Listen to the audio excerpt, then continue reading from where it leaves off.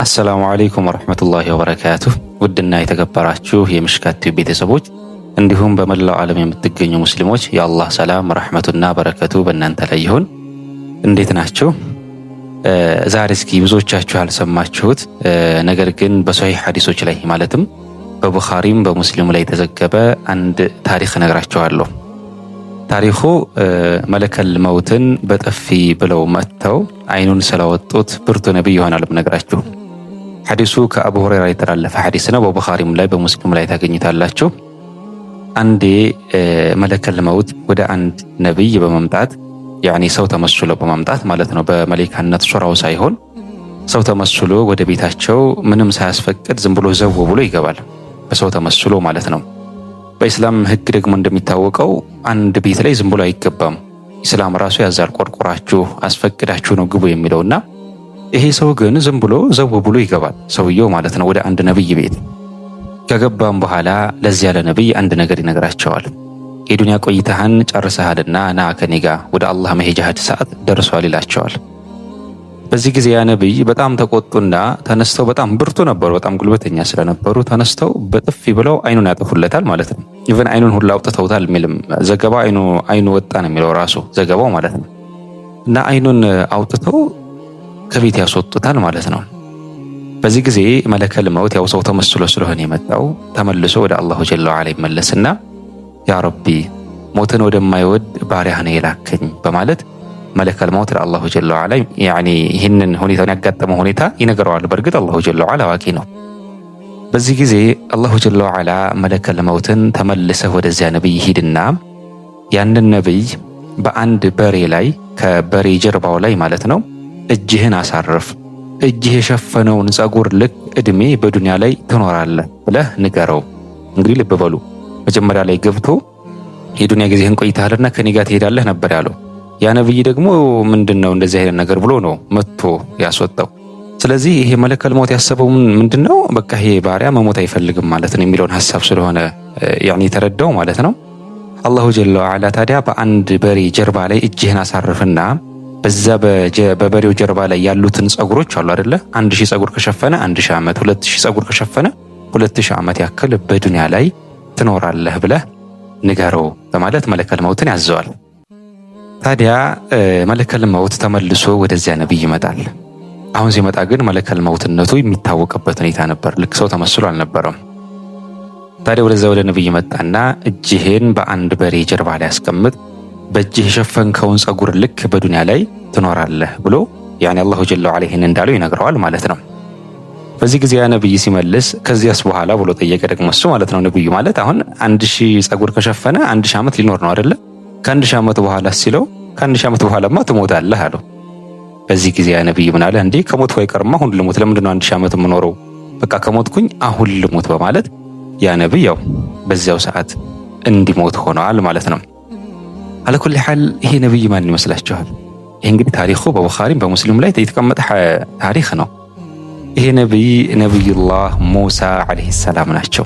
እሳቸው እንግዲህ ታውቃላችሁ በቲህ በረሃ ላይ ልክ 40 ዓመት ሙሉ ከበኒ እስራኤላውያን ጋር አብረው ሆነዋል፣ ወደ ቤተል መቅዲስ ሳይገቡ ማለት ነው።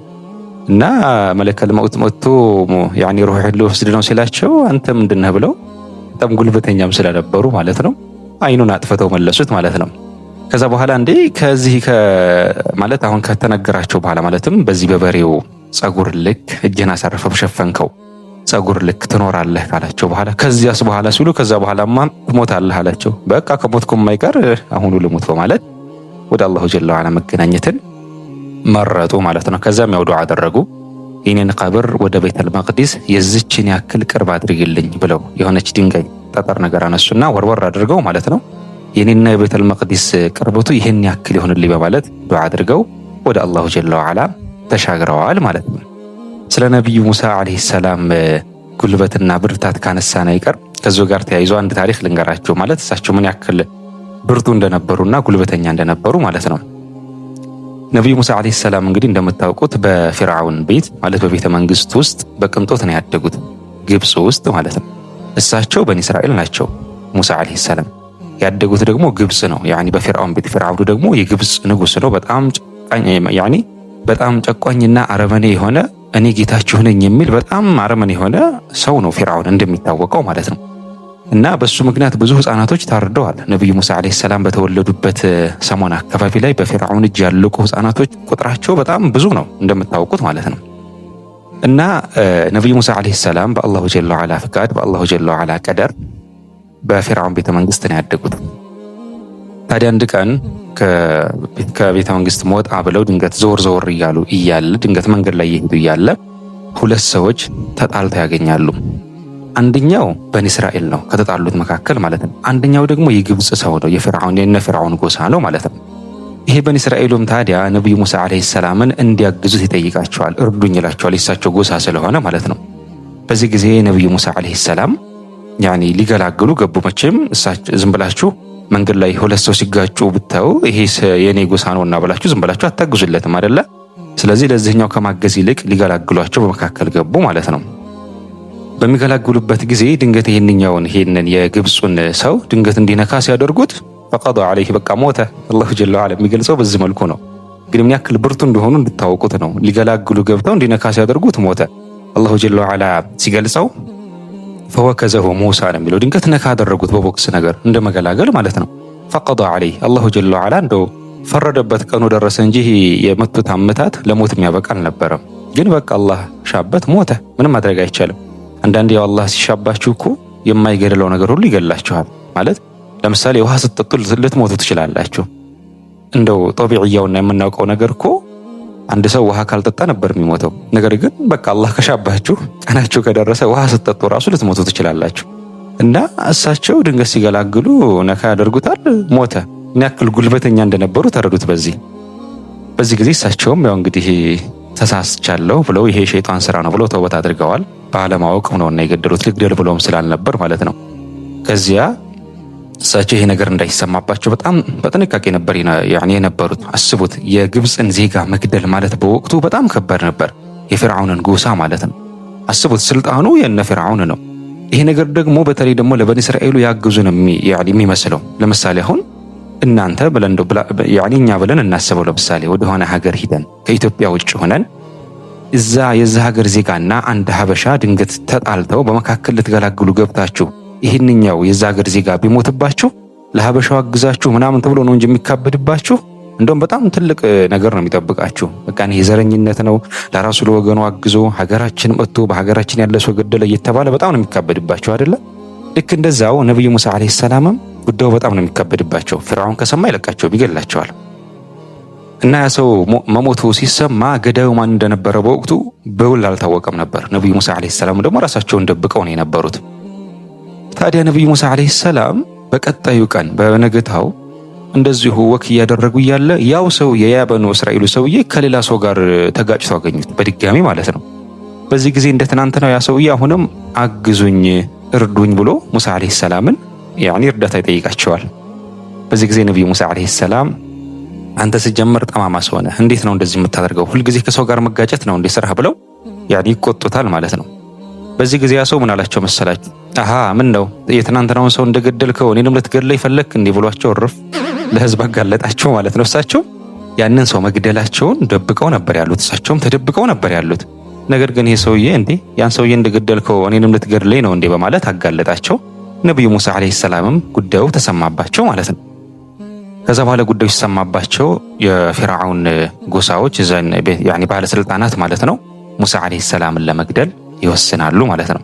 ይህን ውሳኔ የሰማ አንድ ደግ ሰው ታዲያ ወደ ሙሳ አለይሂ ሰላም በመምጣት የፊርዓውን ጎሳዎችና ፊርዓውን ሊገሉ ያስባሉና ቶሎ ብለህ ከግብፅ ውጣ በማለት ለሙሳ አለይሂ ሰላም ነገራቸዋል ማለት ነው።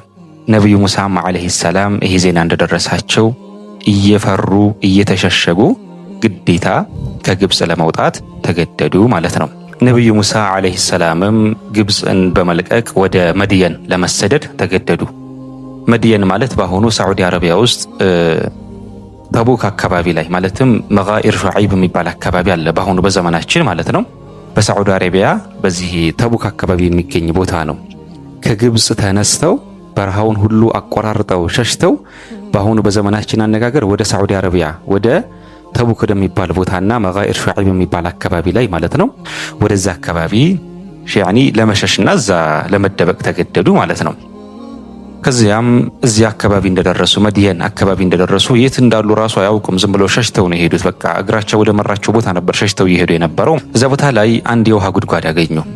የውሃ ጉድጓድ ሰዎች እንስሳዎቻቸውን የሚያጠጡበት የሆነ የውሃ ጉድጓድ ነበረ። በእርግጥ አቅም ይፈልጋል የውሃ ጉድጓዱን ከዛ ውሃ አውጥቶ እንስሳዎችን ለማጠጣት ማለት ነው። እና እዛ ቦታ ላይ ቁጭ ብለው ሳለ ማለት አረፍ ብለው ሳለ ሁለት ሴቶች ዳር ላይ ቆመው ይመለከታሉ። እነዚያ ሁለት ሴቶች ሌሎች እረኞች እንስሶቻቸውን አጠጥተው እስኪጨርሱ ድረስ የሚጠብቁ ሴቶች ነበሩ። አንደኛ አቅም የላቸውም፣ ሴቶች ናቸው። ሁለተኛ ነገር ደግሞ ከወንዶች ጋር ላለመቀላቀልም ሲሉ ሌሎች እረኞች እንስሳቸውን አጠጥተው እስኪጨርሱ ድረስ እዛ ዳር ላይ ቆመው እየጠበቁ ነበር፣ ለራሳቸው እንስሳዎቻቸውን ለማጠጣት ማለት ነው። ነብዩ ሙሳ አለይሂ ሰላምም ቀርብ ብለው ጠየቋቸው። ምን ሆናችሁ ነው ሲሏቸው፣ አይ እንደዚህ ነው ማለት እኛ እንስሶቻችንን ለማጠጣት አስበን ነበረ ሲሏቸው፣ ነብዩ ሙሳ አለይሂ ሰላምም ከዚያ ከጉድጓድ ውሃ ቀድተው እንስሶቻቸውን አጠጡላቸው፣ ለነዛ ለሁለት ሴቶች ማለት ነው። ከዚያም እዚያች ጉድጓድ አጠገብ አረፍ ባሉበት ረቢ ኢኒ ሊማ አንዘልተ ኢለየ ሚን ኸይሪን ፈቂር በማለት ዱዓ አደረጉ። ጌታዬ ሆይ አንተ ወደ እኔ ወደምታወርደው መልካም ነገር ሁሉ ፈላጊ ነኝ በማለት ነብዩ ሙሳ አለይሂ ሰላም ዱዓ አደረጉ ማለት ነው። እነዚያም ሁለት ሴቶች ወደ ቤታቸው ከተመለሱ በኋላ ብዙ ዑለማዎች እንደሚገልጹት የነብዩላህ ሹዓይብ ልጆች ናቸው። ሁለቱ ሴት ልጆች ወደ ቤታቸው ከተመለሱ በኋላ ያጋጠማቸውን ነገር ለአባታቸው ለሹዓይብ ይነግሩታል። ማለትም አንድ በጣም ብርቱ የሆነ ሰው እንስሶቻችንን እኮ ውሃ አጠጣለን በማለት ይነግሩታል ማለት ነው። በዚህ ጊዜም እነሱ ያንን ሰው ሰራተኛ አድርጎ እንዲቀጥርላቸው አባታቸው ማለት ነው ይጠይቃሉ።